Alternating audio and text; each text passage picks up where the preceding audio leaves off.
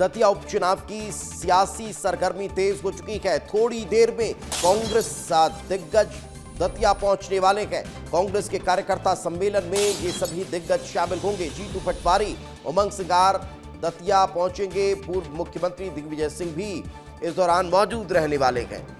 इस मीटिंग के दौरान इन तमाम दिग्गज नेताओं के पहुंचने के दौरान अंदरूनी कलह और गुटबाजी को खत्म करने पर मंथन होने वाला है। बूथ स्तर की रणनीति पर मंथन होगा। उपचुनाव के लिए प्रत्याशियों के नामों पर भी चर्चा होने वाली है। तो दतिया विधानसभा उपचुनाव को लेकर कांग्रेस ने तैयारियां तेज कर दी है। आज दतिया के एक होटल में कार्यकर्ता सम्मेलन आयोजित किया जा रहा है और इस होटल में किस तरह से कार्यकर्ताओं को मोटिवेट किया जाना है, इसकी तैयारी तेज है। तो दतिया में कुल मिलाकर सियासी सरगर्मी अब तेज होती हुई नजर आ रही है। इस वक्त हमारे सहयोगी अनिल गौर हमारे साथ जुड़ गए, उन्हीं से बातचीत करते हैं। अनिल, क्या ताजा अपडेट, किस तरह से कांग्रेस कार्यकर्ताओं की मीटिंग होने वाली है?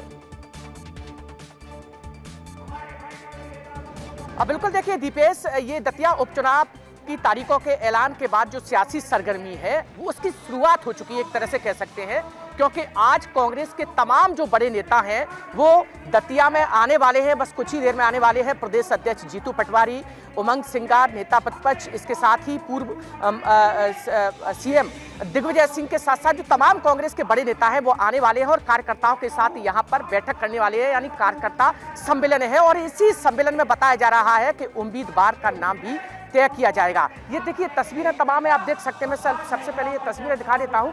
यहाँ पर एक से जो कार्यकर्ता हैं वो यहाँ पर आ रहे हैं और इसके साथ ही बस कुछ ही देर में दीपेश यहाँ प्रदेश अध्यक्ष जीतू पटवारी, पूर्व सीएम दिग्विजय सिंह के साथ साथ तमाम जो नेता है वो यहाँ पर आने वाले हैं। देखिए तैयारियां हैं, जो कांग्रेस के कार्यकर्ता है वो यहाँ पर आ चुके हैं। दीपेश, यहाँ पर पूरी जो तैयारियां हैं, बस यहाँ पर सबसे बड़ी बात यह है कि देखिए जिस तरीके से जो तारीखों का ऐलान है उसके बाद यानी कांग्रेस पूरी तरह से यहाँ एक्टिव हो चुकी है।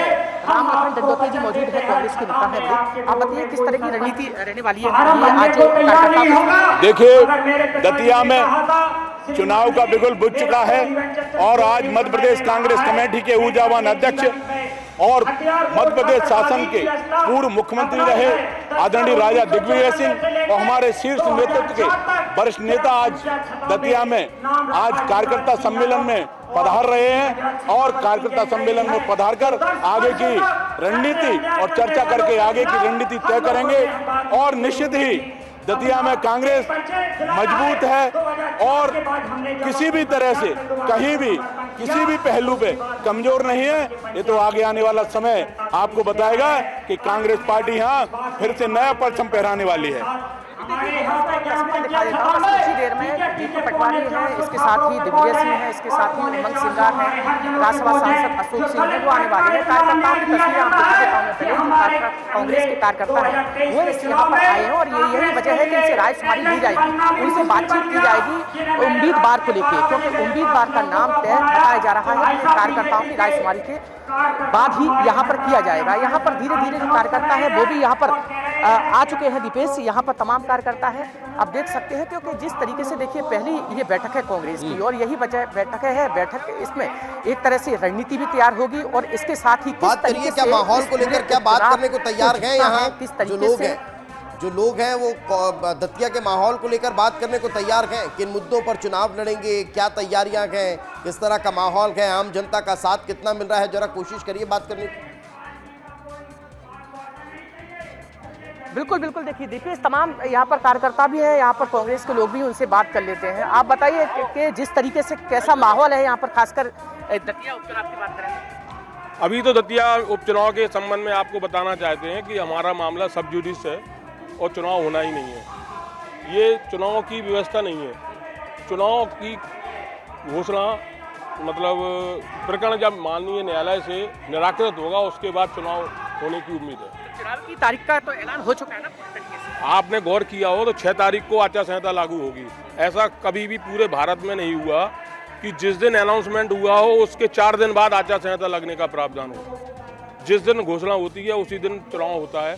चुनाव की आचार संहिता का भी उसी समय से लागू हो जाती है। लेकिन इस प्रकरण में पहली बार ऐसा हुआ है कि 6 तारीख को आचार संहिता लागू। कार्यकर्ता अभी ये जो मुद्दा है वो क्या जीतू पटवारी के सामने, दिग्विजय सिंह के सामने रखने वाले हैं? लोग बाग इतने नाराज हैं नरोत्तम मिश्रा से, लोग बाग इतने नाराज हैं कि वो 5 साल में 2 बार हराने के लिए मन बना रहे हैं, इसलिए ये सारे कार्यकर्ता इकट्ठे हैं।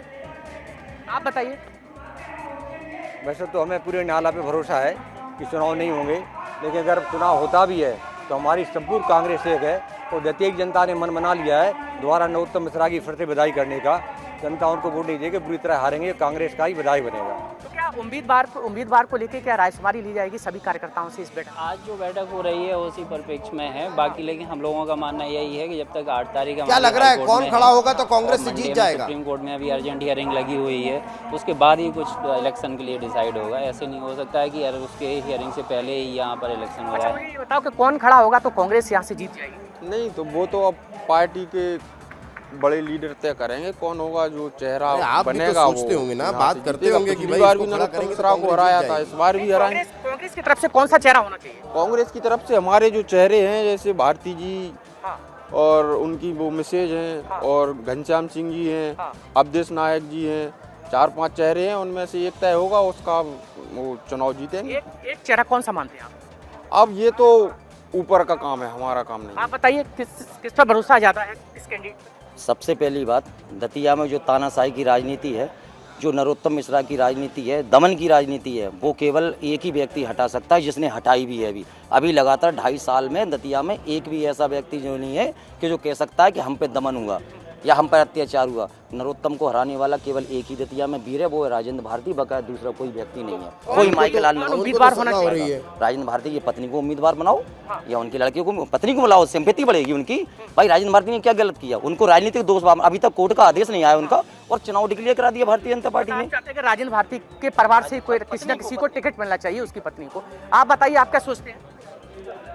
जो हमारी पार्टी का निर्णय होगा वही हमारा निर्णय होगा, जिसको भी पार्टी टिकट देगी हम उसी के साथ रहेंगे। हमारा प्रत्याशी पंजा है। कौन कौन से मुद्दे हैं खासकर दतिया की बात करें? क्या कौन से मुद्दे हैं जिनको लेकर कांग्रेस मैदान में आ रही है? मुद्दे बहुत से हैं। पानी का संकट अभी बहुत है गर्मी में, और लाइट का संकट बहुत ज़्यादा है ऐसी गर्मी में, और भी बहुत सारे मुद्दे हैं जिनसे परेशान है जनता, तो उस मुद्दे को लेकर हम लोग मैदान में होंगे।